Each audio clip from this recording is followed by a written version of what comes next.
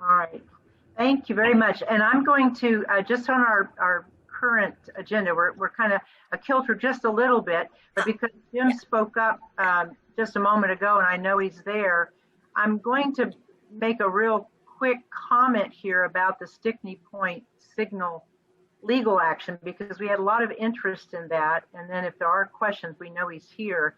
I'm going to move it up to where there would have been the coalition, about the coalition. Right. And I'm gonna do this because Jim had actually prepared a comment for me to draw on, and then if there are questions about it, and we want you to know if there are questions, it's important. It's an important issue.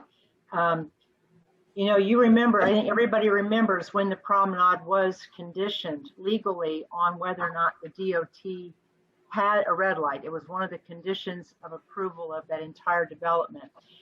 But one of the problems, I'm sorry. Oh yeah, I'm sorry. I meant to see the Board of County Commissioners when it was approved.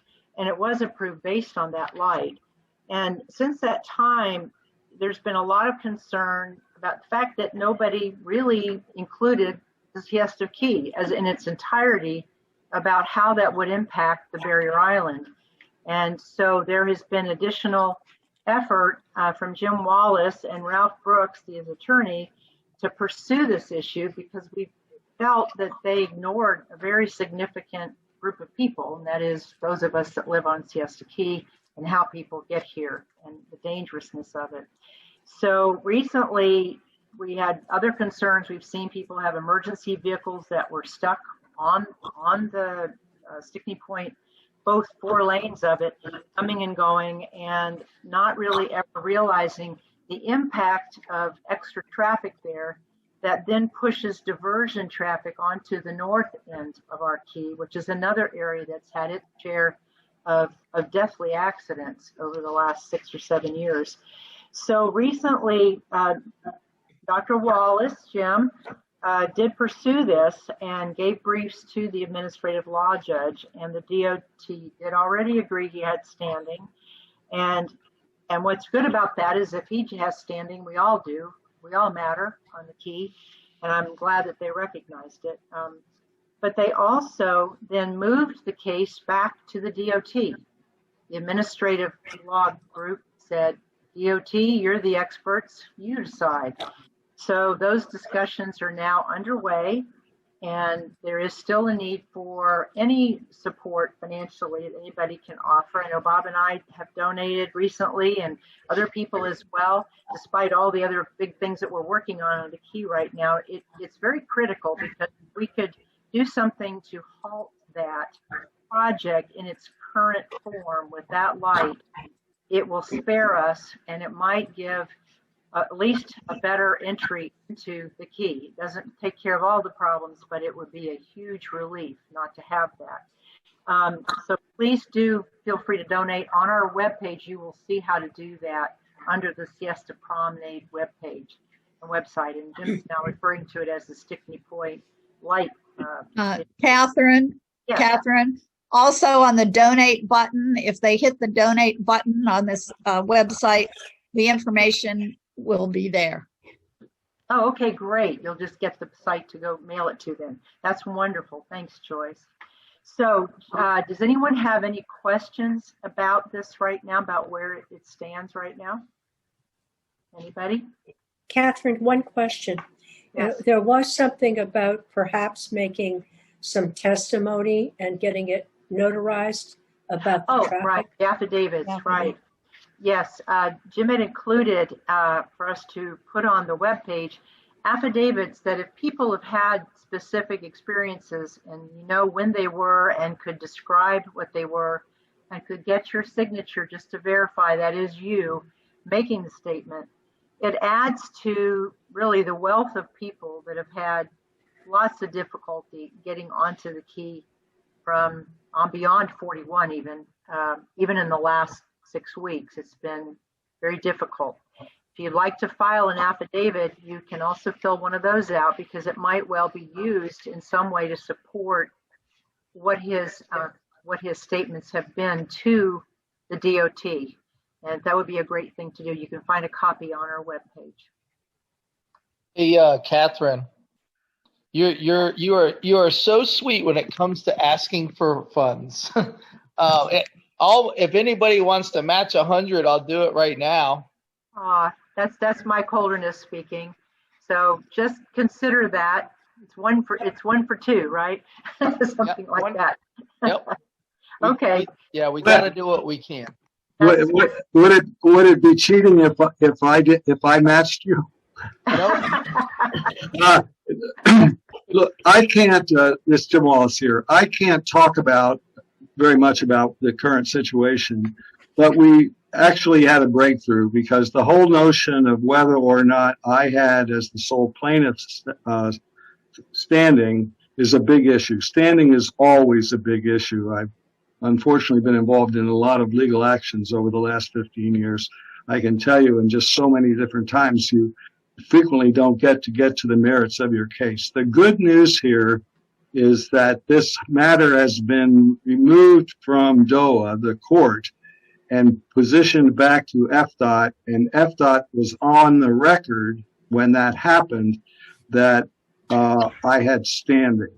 That's a big deal. And that the only issue they wanted the court to address was whether or not they should reverse their decision on the light. That is, no longer approve that light being there.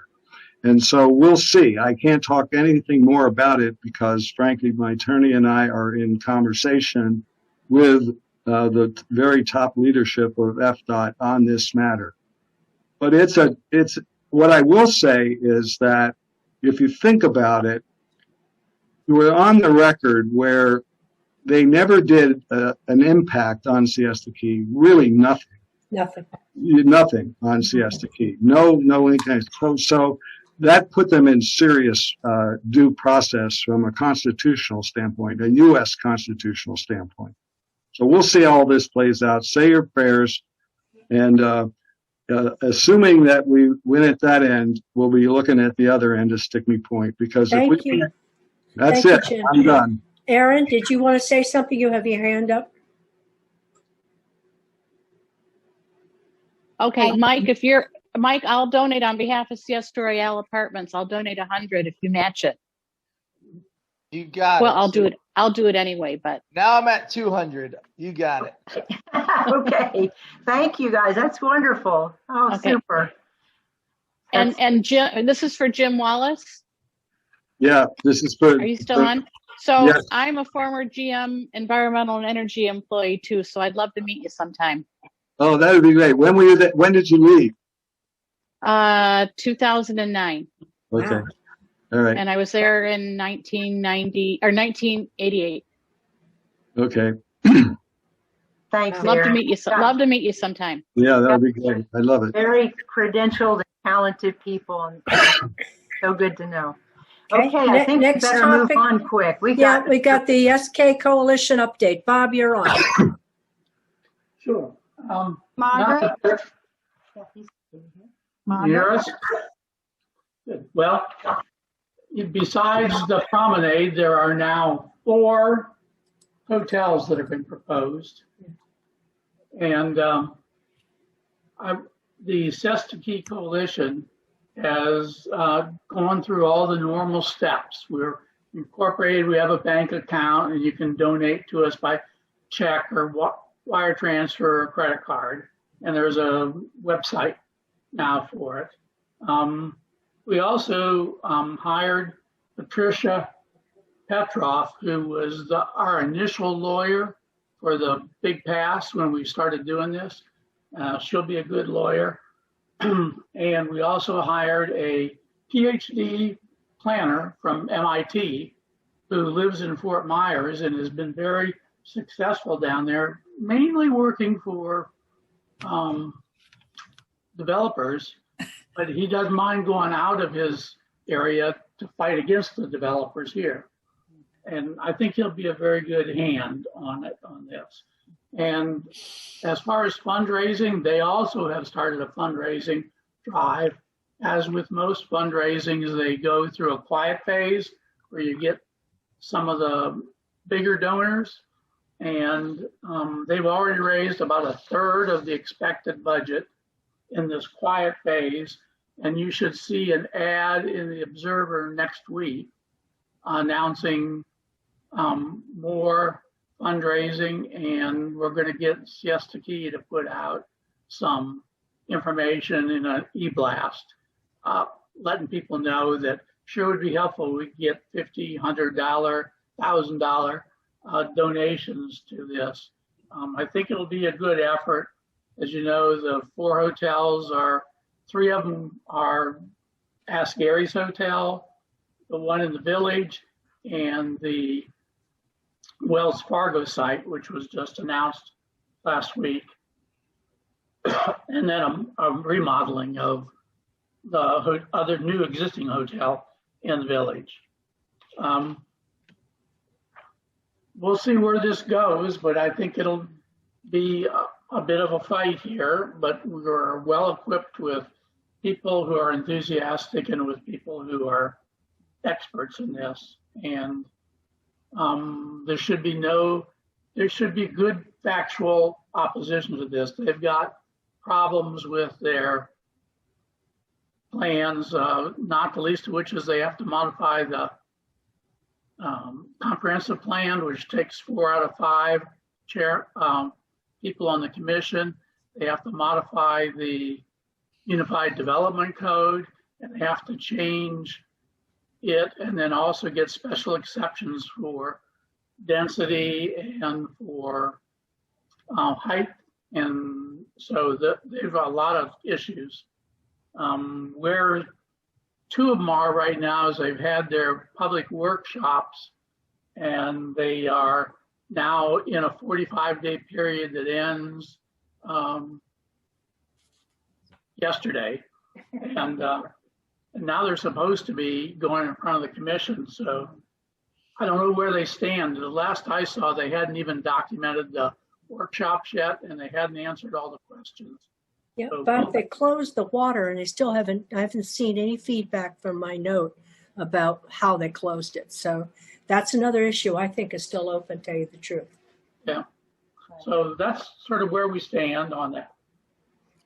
Okay, so what you said in summary is that the website, you can get to it from our website. There's a link that will go right to the coalition website.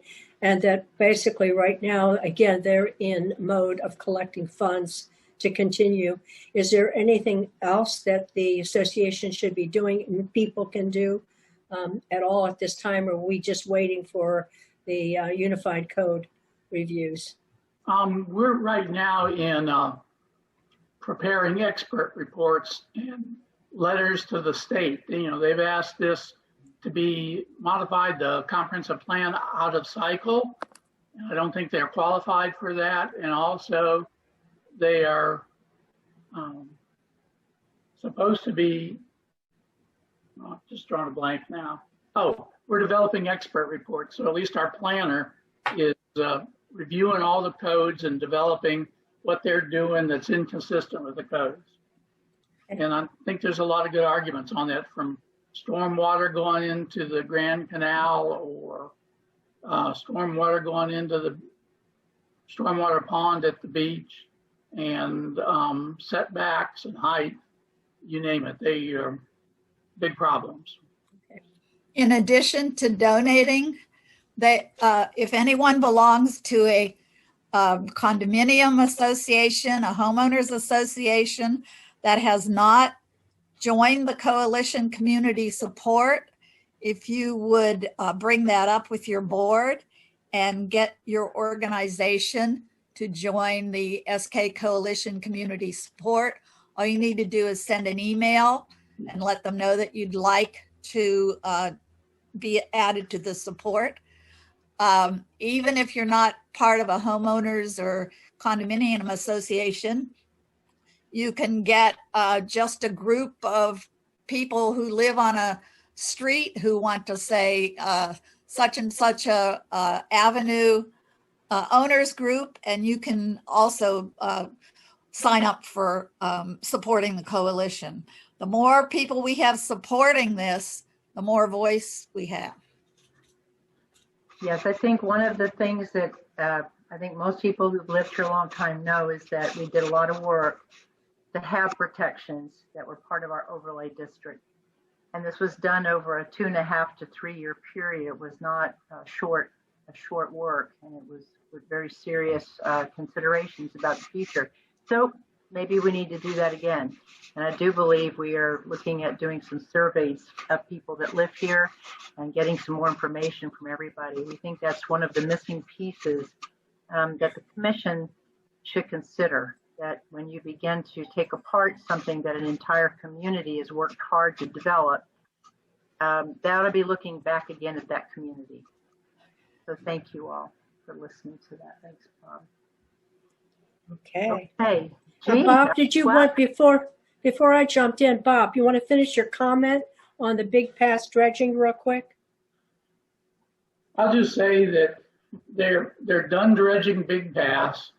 The thing they have to do with Big Pass now is they have to finally disclose their pre-construction survey of depth and shoreline locations. And they have to now go back and resurvey the pass to find out what it is post-construction.